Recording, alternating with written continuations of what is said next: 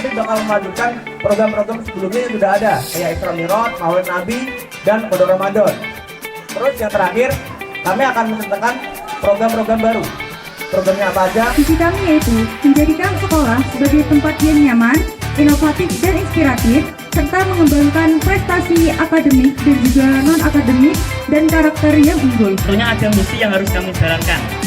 Dan misi kami yang pertama, mewujudkan prestasi siswa-siswi SMK Negeri Purwosari di bidang akademik maupun non-akademik.